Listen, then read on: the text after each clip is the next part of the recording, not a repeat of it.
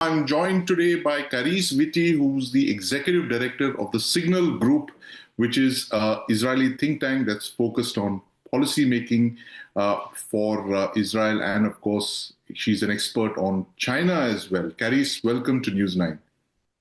Thank you. I'm so happy to be here. Carice, a huge event of enormous global significance. President Donald Trump in the White House, his second term begins a few hours from now.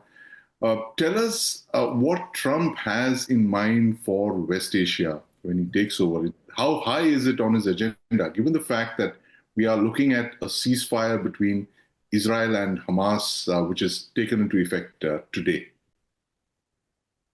Of course, you're absolutely right. Trump's reentry onto the world stage is a major turning point. I would say that just like, climate change is an unpredictable and powerful impetus for decision making around the world, so is Trump probably as much, if not more, because of his unpredictability. At the same time, my understanding of Trump has evolved over the last 6 months, where I've had an opportunity to meet and discuss his policy plans and thinking with people who have worked with him in the first Trump era. Regarding the region where I'm from, Israel, we are expecting that if everything goes according to plan, Trump will have a certain amount of bandwidth for Israel and the ceasefire and developments there, as he will also for Ukraine. But we have to remember that his number one priority is domestic, and he will be focused on the key domestic issues. Of course, border is number one. He has people in his team, and from the look of it, it seems like there's an opportunity for reshaping the region in a way that will bring stability. Israel's successes militarily and in intelligence operations over the last 4 or 5 months have reshaped the region so that Syria now has the opportunity for a new government and a new start.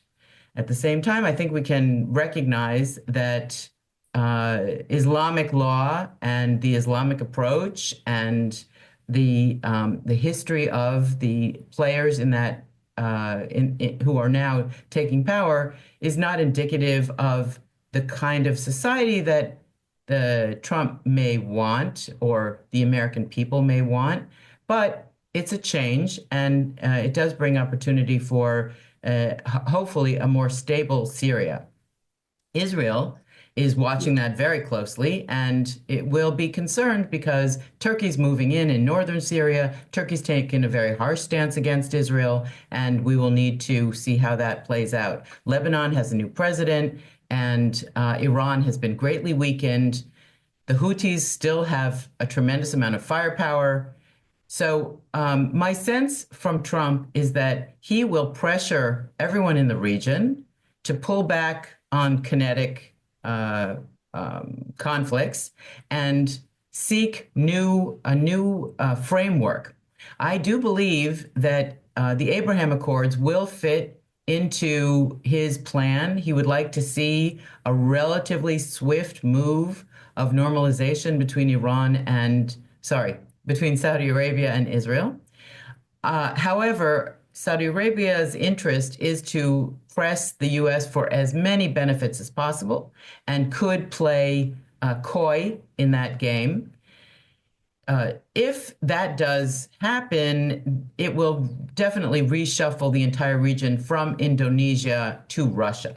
So we will see, I think Trump's people will be pressing, the ones responsible for this region will be pressing for that, and everybody would need to compromise. Absolutely. And Carice, I have to ask you about the elephant in the room, which is Iran. Uh, you know, uh, we were so close to seeing the final piece of that Middle Eastern jigsaw taking place with the handshake between Saudi Arabia and Israel when October 7th happened. What is Trump's Iran strategy going to be like? You know, he has spoken in the past, as recent as November, where he's spoken about Iran, wanting Iran to give up its nuclear ambitions. And he has, of course, uh, looked at Iran in a way that's different from other US presidents as well.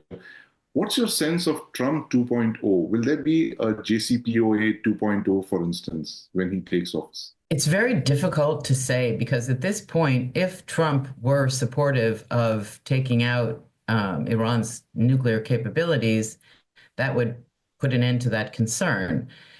However, it's hard to assess whether he really is willing to go that far. He talks as if he would, but in reality, it's a major step, and it's difficult to uh, see whether he would support that kind of an action, even by Israel. At the same time, he would not return to a JCPOA. I do not think he would accept Iran and trust Iran in a long-term solution for that would keep Iran open to nuclear military capabilities.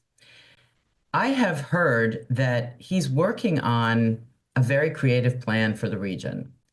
And I would not bet against that, considering the Abraham Accords were really out of the box thinking that transformed the region back then. Uh, IMEC, the Israel, Middle East, Europe Economic Corridor, has great power to be transformational. Um, Bringing Saudi energy directly into Europe, connecting more deeply with India, in this encompassing the UAE, Saudi into Jordan, Israel, and up into Europe is very powerful. And there are other plans on the table. Turkey is pushing for one direction. And so I think we will see an interesting mix of connectivity that it would aim to replace this kind of conflict-centered region. And it's possible. As I said, Israel has shaken all the pieces of the puzzle enough that all of this is possible. And Trump has the political capital as well as the maneuverability to Yes. allow these transformations to really take place. But it will take some courage on his part and the part of the American people, and not to mention the people of the region. Absolutely. Courage to make sure that conflict is replaced by connectivity, Carice. Uh, but the other big player in the region, not directly connected, but has very great interests in West Asia and Middle East, is China. What is the China strategy for Trump going to be like? Biden, the President Biden kicked off this trade and technology war with China, where you saw the CHIPS Act coming through, and his administration talking about what can be called a small yard, high fence approach. What's Trump's China agenda going to be like? When it comes to China and Russia, unlike Iran, Trump, I believe, is open to um, intensive negotiations and compromises in a way that former presidents weren't. And he's very practical and pragmatic because the existential threat of China to the US is in the area of technology. That is, where whoever owns the fourth industrial revolution technologies will be leading the global stage.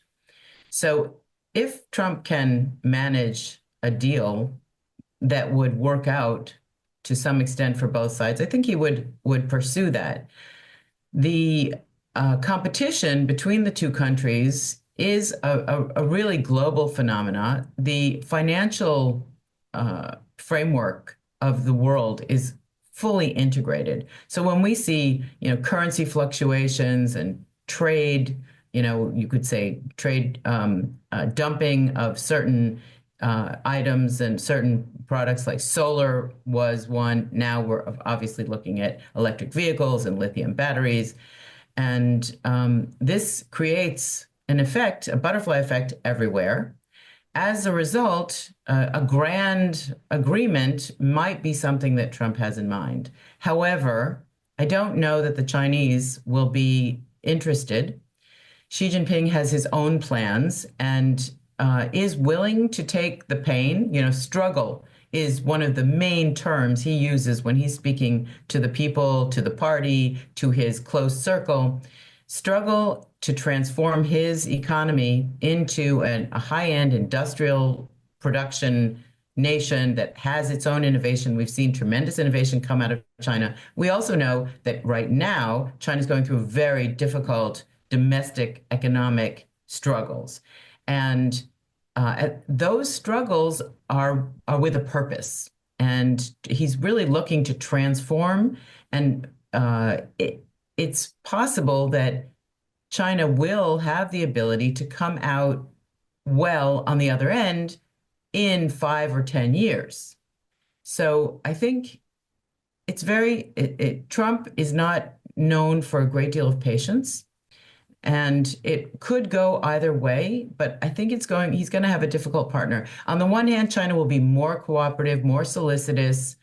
I do not believe that Xi Jinping wants war over Taiwan. I don't think that he believes that will be good for his country or the party because there's too much risk there. And I don't think Trump's going to come out and absolutely say, you know, we're not going to support Taiwan. Many people are concerned that he'll come in and say, let's divide it up.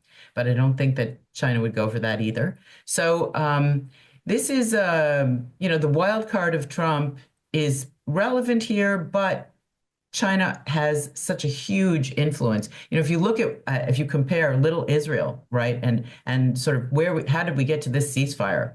The ceasefire had two components to it for Israel. One, we want our hostages back. We must get our hostages back. Two, releasing thousands or over 1,000 terrorists back into the system is heart-wrenching. Pulling back from the center of Gaza when Hamas still is alive and, you know, maybe hobbling, but still there.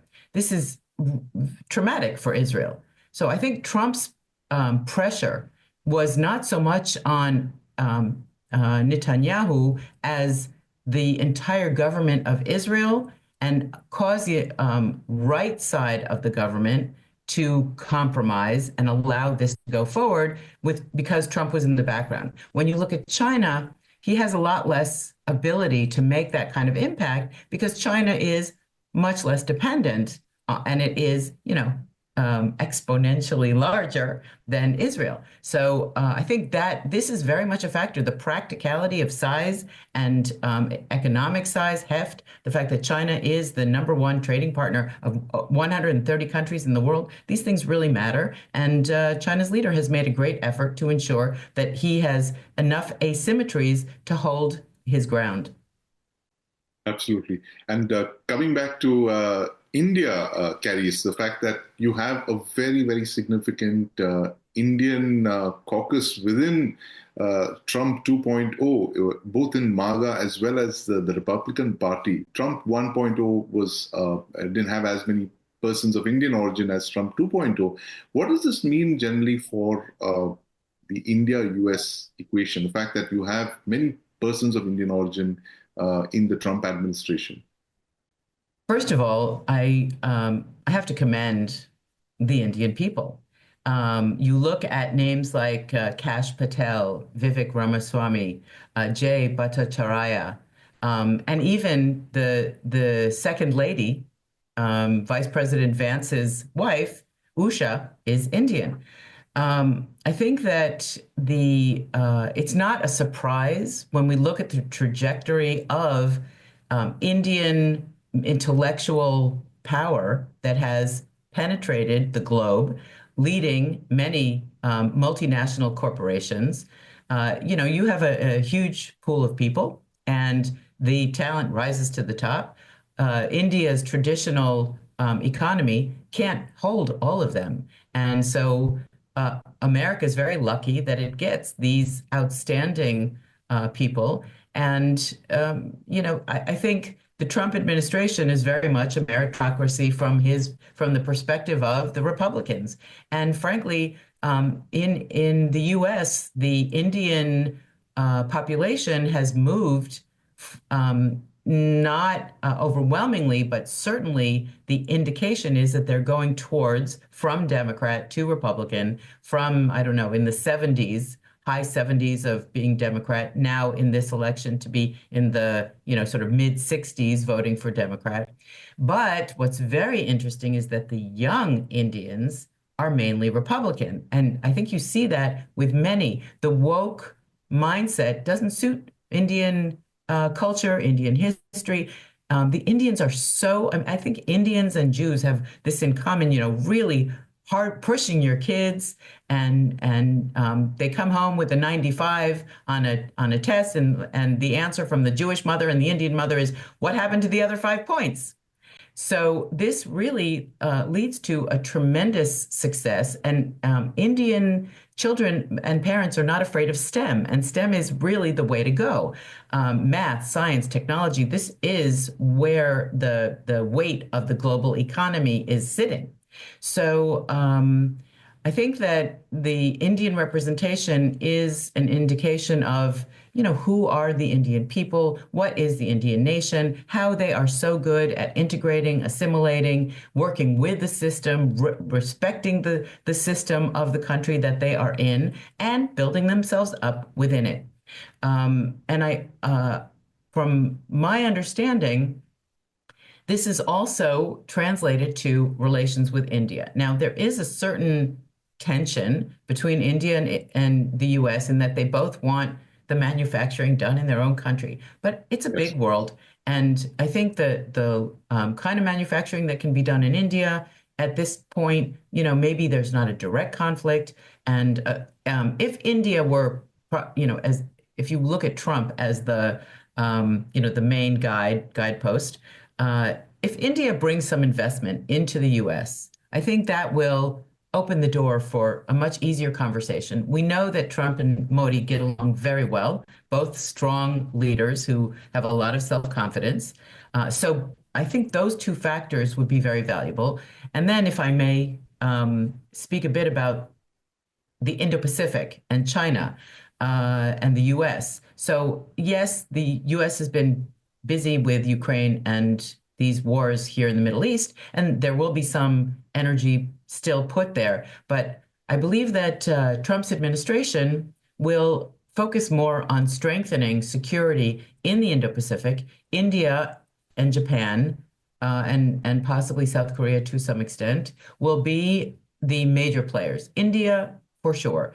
And I think we saw in 2019 there was the Tiger Triumph, a military amphibious exercise between like 500 U.S. Marines and 1,200 soldiers and airmen and sailors. And I think this will probably continue and deepen to make a statement, to add to the security of the region. And this kind of cooperation will bring with it military investment. So, and this is a place where Israel can fit in because due to the wars we've been fighting over the last year and a half, the defense technology innovation is blossoming, if I can mix metaphors, and it's to a great deal open to the US and also to India. And I think there's a lot of potential there for a trilateral cooperation. Lots of potential for trilateral cooperation. But I have to also ask you about the China plus one equation that people are mentioning as, a lot of businesses, global businesses are looking at India as to hedge their bets when it comes to manufacturing. How do you see China plus one working under Trump's Make America Great Again agenda, which is to concentrate manufacturing in the United States? Definitely, the aim is to bring as much as possible back. But we did see the Biden administration supporting a plus one in other countries. China did use this to transpose its exports to and establish more production in Southeast Asia. I would imagine that just as the Biden administration came out now with the AI diffusion rules and plan in order to control where AI chips are going, I believe that the Trump administration will have a more focused manufacturing plan. And it seems to me that India and other Indo-Pacific countries will be a target for cooperation in that way. However, it will depend on red tape. I think if things can move swiftly, then Trump will be on board. If there's a lot of regulatory difficulties for companies to provide what they need to provide in a relatively seamless and swift fashion, it's going to muck up,